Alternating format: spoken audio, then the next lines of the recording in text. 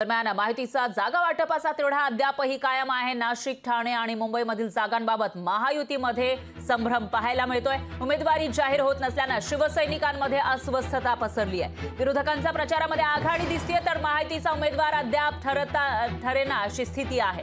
उत्तर पश्चिम मुंबईमधून शिंदेच्या शिवसेनेकडून माजी मंत्री दीपक सावंत यांचं नाव चर्चेत आहे। तर याआधी या ठिकाणी अभिनेता गोविंदा, सचिन पिळगावकर, रवींद्र वायकर यांच्याही नावाची चर्चा होती। रवींद्र वायकर यांच्या नावाला भाजपचा विरोध होता तर संजय निरुपम यांच्या नावाला मित्रपक्षासह शिंदे शिवसेनेतूनही विरोध होता आणि उत्तर पश्चिम मुंबईमध्ये अभिनेता गोविंदांना स्पष्टपणे नकार दिलेला होता।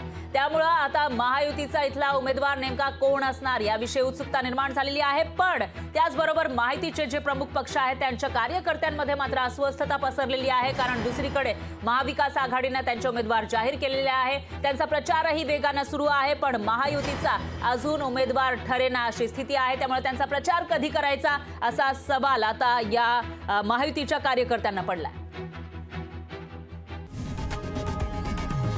लोकशाही मराठी ऐका, पहा, जागरूक रहा।